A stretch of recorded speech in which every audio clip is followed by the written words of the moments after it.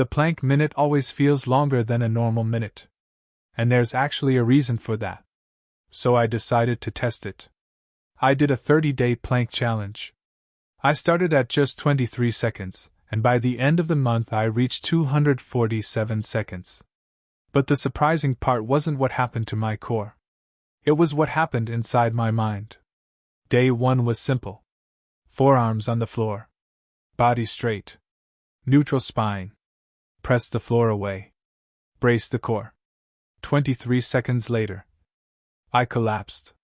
To give you some context, I hadn't trained my core in a few months after tweaking my lower back.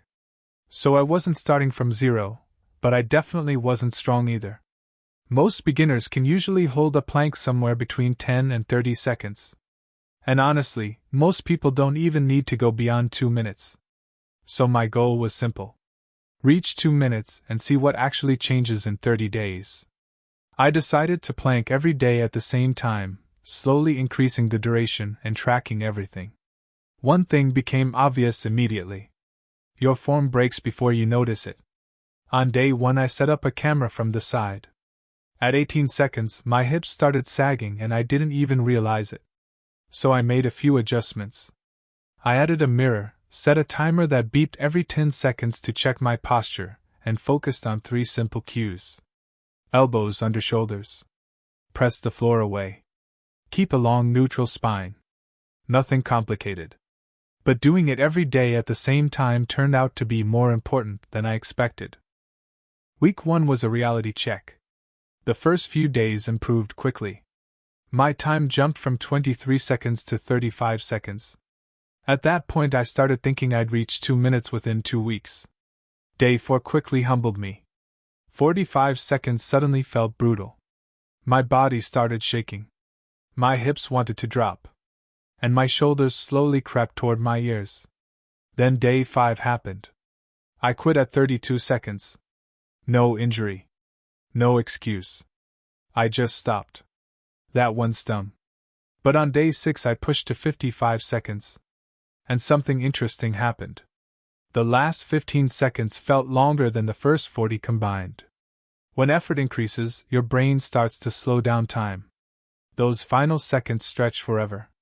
That's the hidden mental battle inside every plank. At about 1 minute, you basically become a coffee table. Please place cups gently. During the second week something changed. The 1-minute wall slowly started to move. I could now hold a clean plank for 75 to 90 seconds before my form began to break down. I wasn't dramatically stronger yet. But my body had become more efficient. Less wasted effort. Better coordination. The visible shaking most people experience also started calming down around day 12. Apparently my nervous system finally figured out what a plank was supposed to feel like. The soreness was intense early on, especially between days 3 and 6. But after that it faded into the background. Then around day 14, another challenge appeared. Boredom. Static exercises make time feel painfully slow. So I added something new to break the monotony. Jump rope. Heavy rope forced me to brace my core the same way planks do. If your core isn't tight, the rope throws off your rhythm. Lighter rope helped build endurance without exhausting me. Some days I jumped rope for 5 minutes before planking. Other days I alternated rope circuits between plank sets. That small change helped me stay consistent. On day 18 I held my first 2-minute plank. But a new problem appeared. My shoulders. Years of sitting at a desk had left those stabilizing muscles weak, and they quickly became the bottleneck. A few small adjustments made a big difference. Pressing my forearms slightly forward. Engaging my serratus muscles. Keeping my neck long and ribs down. Small adjustments, big results.